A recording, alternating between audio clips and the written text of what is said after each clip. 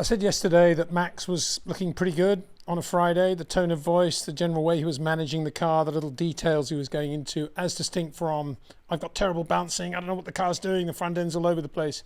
It was all very calm and composed, just as it was indeed on Friday at Monza. And I said, therefore, that I thought he'd go pretty well in qualifying. Of course, what I didn't know then was how the weather would change going into qualifying in Baku.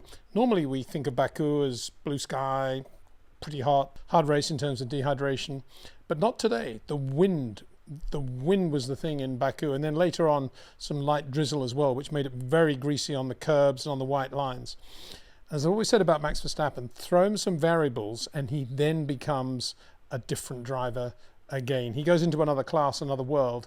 He's managing the car well before the rotation point. So when he gets to that moment of the least possible downside, he's basically just turning the steering wheel to make sure he's got the perfect exit. Nothing is relying upon braking as late as possible, getting the apex as late as possible on a conventional line, and then getting the power on as soon as possible. We saw so many drivers today in trouble, partly because Baku is very intolerant of any sort of mistakes. It has walls, it doesn't have runoff areas, which makes it, I think, an intriguing circuit, if not to say a very good circuit as well. And because we're at the softest end of the Pirelli tyre range, an enormous variety in the tyre compounds being used. So many drivers are switching from softs to mediums, used mediums to new mediums, back to new softs, changing the grip perspective all the time. And Alex Albon made the comment after his shunt, which was, you can't really knock a driver for hitting an apex. I mean, it's a Formula Ford, Formula Renault type mistake. But bearing in mind, Ayrton Senna, of course, did that at Monaco famously when he had that 50-second lead over Alain Prost and just hit the apex Armco barrier at Portier. We can no longer say, oh, it's a childlike error. Anyway, that's what Alex Albon did going into turn one. But he did make the point that the grip felt different from one lap to the next. And that, of course, is what Max Verstappen is all about. He's always adjusting his driving from one corner to the next, from one lap to the next. As I've been saying a million times, he's manipulating the car so that he has this capacity to deal with the crosswinds, to deal with the greasy white lines if he has to start avoiding the white lines, for example. And when the other drivers say, oh, well, you know, except for Max who really got it together, of course they're correct. What they're not talking about, of course, is the detail of why Max is doing that so well. Now, at this point, you may well say, justifiably, well, Peter, you've been going on about Carlos Sainz and Liam Lawson as two classic drivers who turn in very late, very wide and very late, make the corner longer, rely on the back end of the car in terms of getting the power on as soon as possible, as distinct from manipulating the front like Max Verstappen. And look where they qualified, second and third in Baku. Well, of course, I've never said those sorts of drivers are slow. All I've said is it leaves very, very little margin for error. And I thought it was interesting that Carlos Sainz was on the pole effectively in Q3 through two red flags. The first when Charles Leclerc went off understeer, track too greasy, I guess, and just straight into the Tech Pro barrier. And then not long afterwards, after the track had been cleared, Oscar Piastri did exactly the same thing in the McLaren. And throughout that, only three drivers had set a time in Q3. One, Carlos Sainz. Two, Liam Lawson. Three, Isaac Hadjar. And Carlos was obviously saying, yeah, let's hope it pours with rain now, because there was only time for one lap when Q3 eventually restarted after the Oscar Piastri shunt. And it was drizzling slightly. It was greasy, that is for sure. And it was Max who as I said, made the best of it. But interestingly, I thought in that closing phase of Q3, Carlos Sainz was actually 2.5 tenths slower than he had been when the track had more grip right at the beginning of Q3. So he was finding the track much more slippery, and probably he's leaving some margin as well. But yeah, I gotta say, a great job by Liam Lawson. This is a Liam Lawson that has phenomenal car control, a great feel for the grip. He does have long corners. He does go in much wider than his teammate Isaac Hadjar. But he made no mistakes today. On a day when Nico Hülkenberg, Franco Colapinto, Oliver Behrman, Charles Leclerc, Oscar Piastri and Alex Albon all hit the wall in some form or another, some harder than others. Liam Lawson made no mistakes whatsoever and was right up there and stepped up in that last lap of Q3. Did a really good job. Went from having done a 42.5 in that first phase just before the Charles Leclerc red, to doing a 41.7 on his last lap. I think one of the keys to that was that Racing Bulls very correctly kept him on soft tyres. Not so much that the soft was the right tyre, although Max was on a soft right at the end. He said he would have preferred to have been on a new set of mediums, actually, but he'd run out of them, so he ran the soft tyre. Probably the right choice, given that the track was a bit greasy and the soft was going to pick up temperature a little bit quicker than the medium. But in terms of Liam Lawson's feel, the same set of tyres. Carlos Sainz, by contrast, went from softs to mediums on that last run. And again, a change of feel for the car, a change of grip, probably enforced by running out of tyres, as Max Verstappen's choice was as well. But nonetheless, it was a change to which he had to become adjusted. Then the Charles Leclerc going off. Again, Windsor's been saying for a long time now that Charles Leclerc is right up there with Max Verstappen in terms of the way he drives, the way he shortens the corner, the way he manipulates the car going into the transition point. And yet he had a completely obtuse understeer moment at turn 15, just went straight on into the barrier when the track was greasy right at the beginning of Q3. And all I can say is, yeah, I've always said Charles is prone to some mistakes. I've often said that he's very good at making those mistakes on Fridays and sometimes Saturdays, and then really very few in the race. And I thought he was getting better. But this was shocking for me to see Charles making that mistake, because Lewis Hamilton had not got out of Q2. So in terms of Charles being the number one cool Ferrari driver, no pressure this weekend whatsoever, he was in Q3. The car was quick, there's no doubt about that. And yet he made that mistake. I suppose the only thing you can say is that Oscar Piastri made virtually the same mistake, just went in a little bit too quickly for the track surface, maybe braked a fraction later, just understeer straight into the outside barrier. So for me, that was without doubt the most surprising mistake of the many mistakes we saw in qualifying today in Baku.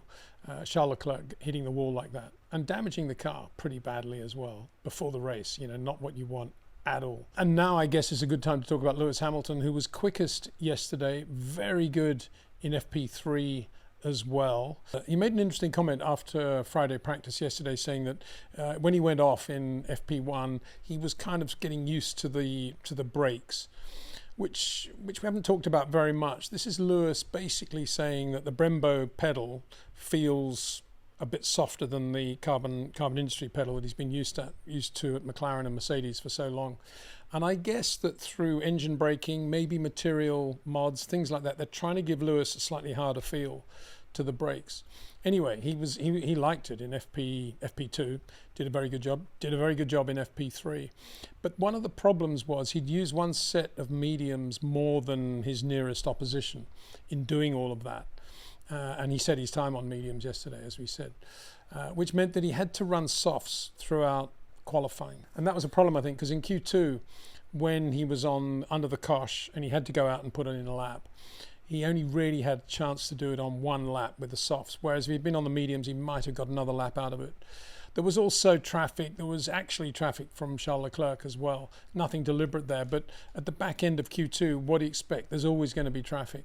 And Lewis just didn't get the lap in and didn't get out of Q2, which was obviously a huge disappointment. It's a cliche to say a huge disappointment for him. A disappointment for everybody, I think, really, who's been looking at Ferrari, at Lewis Hamilton, to see him come to life.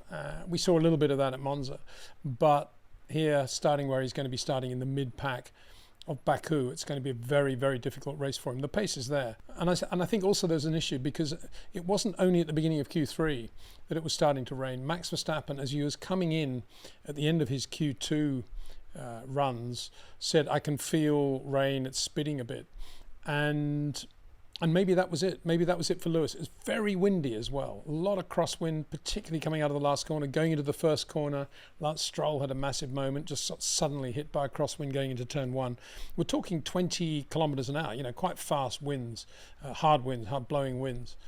And Isaac Hadjar had a big moment in his Q3 lap as well, coming out of the last corner. Maybe wind related, maybe not, clunked the curb quite hard, but it was definitely a factor. And I wonder too whether from Lewis's perspective now, where he is with that car, the sweet spot that he needs, that he wants, it was kind of thrown a bit sideways, literally, with the win. We saw a few shots of Lewis very sideways at the exit of 16, which Max was never doing, because Max had already done all the hard work, and he was just driving from the rotation point of 16 to the exit, hitting the wall, well, not hitting the wall, missing the wall by about that much, and then just accelerating down the straight. Whereas Lewis, you could see, was on the power, playing with the throttle, and the back end was getting away from him, and that he didn't look comfortable. He didn't look comfortable in the car. A bit like Oscar Piastri this weekend. We saw quite a lot of big moments from Oscar Piastri as well.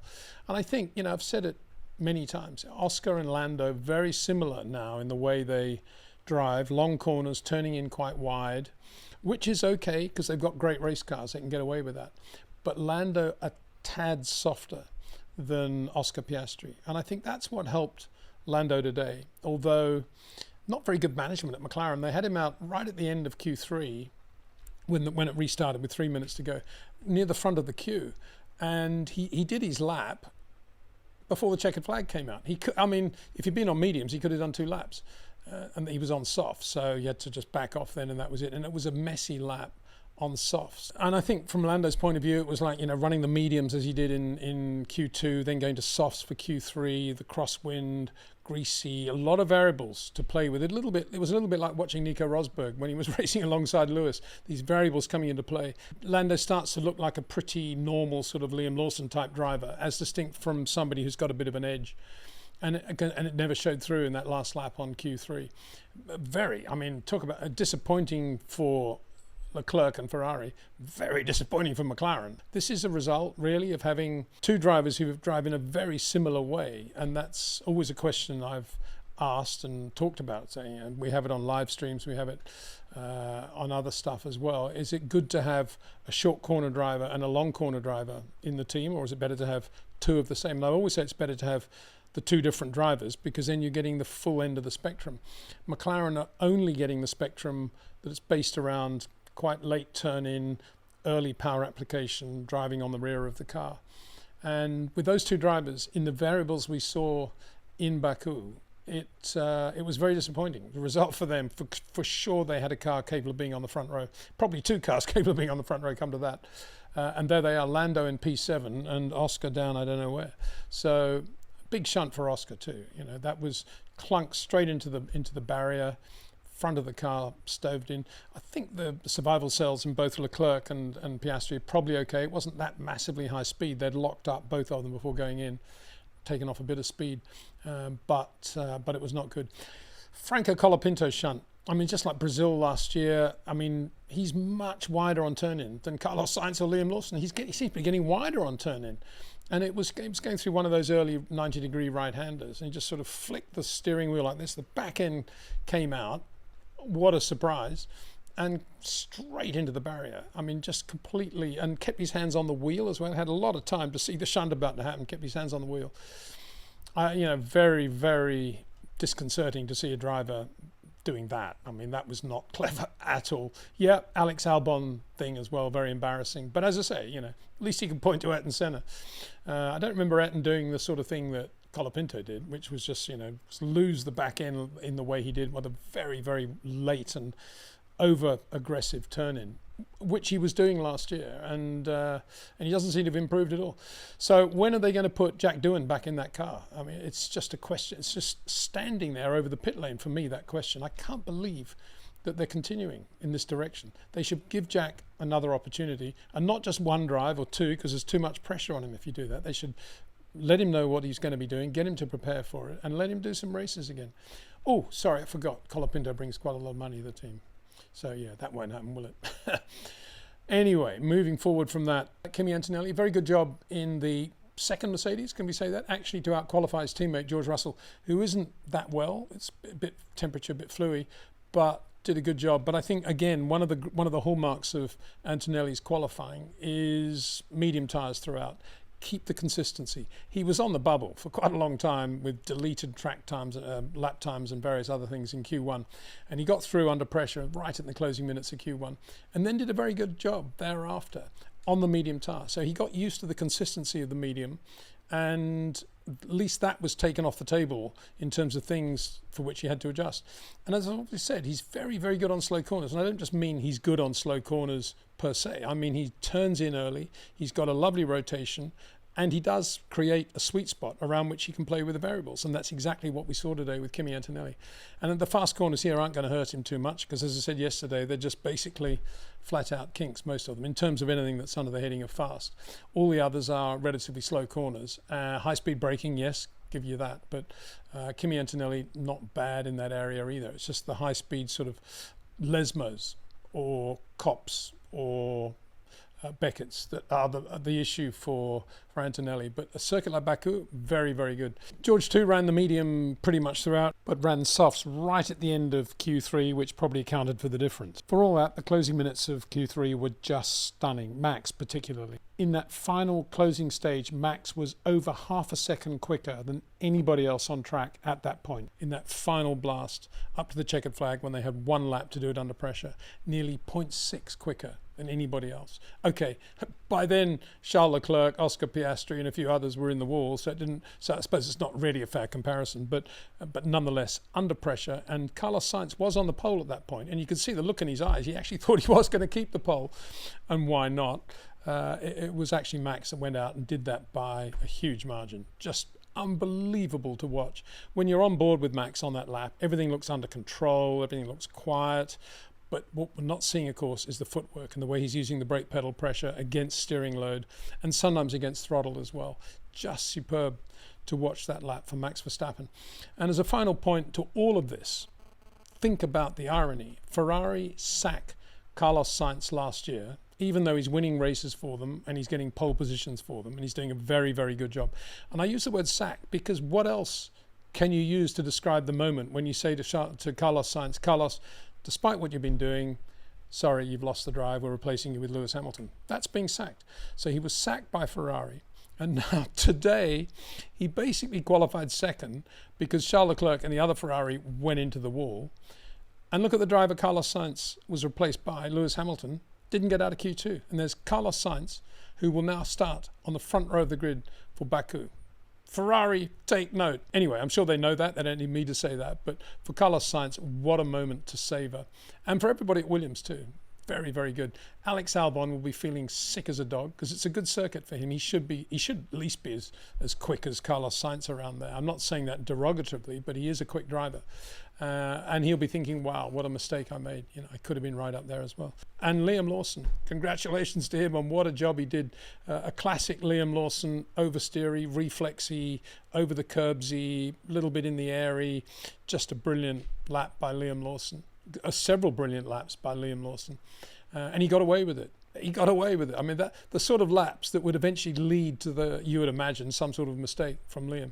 But he didn't, no mistakes. And I think that also speaks a little bit to how good a car that Racing Bulls is. Both drivers said it was a really quick car, by which I think they mean not only in a straight line, when it was quick in a straight line, but also very manageable, very drivable, and they get a lot of feel of the surface of the road through the steering on that car. And Liam Lawson made the most of it in very difficult conditions that he relished. Just superb, very, very good. So it was so you're probably gathering from all this that I thought it was a great qualifying session. Really enjoyed it, and I enjoyed watching Max keeping everything calm. I mean, Q1, everything was frenetic in qualifying, and the weather was changing, the wind was here. And Max comes in at the end of Q1 and he says, I need a bit more padding around my ears in the helmet. And spends quite a lot of time talking about that, when they're going to do that tonight and things like that. Just tiny details. Takes his helmet off when he's still sitting in the car, adjusts his balaclava. I don't see that very often in the garage. And then just totally on top of everything in the way he was driving. And obviously pressure at the end of Q3. But you didn't see it, you didn't sense it. And the tone of voice and the way he went out, everything under control. So great management from the Red Bull pit wall as well. Very, very good. Adrian Newey, please advise. No, I shouldn't be saying that, but Aston Martin, were they there today?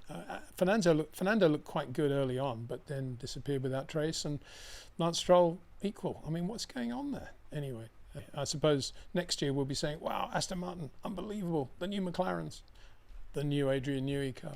Don't forget that you can place your pre-order of the sensational DNA watch, the Lotus 98T chassis number 4 watch, commemorating Ayrton Senna's second half of his 1986 season DNA from the actual car he raced in that watch. It comes in the form of the alley from the plenum tubes at the top of the engine, made by Team Lotus, that went into the plenum chamber. And that alley's been reworked into the face of the REC 98T chassis number 4 watch that you can pre-order. Details in the description below this video. So there we are. What a day for Max Verstappen.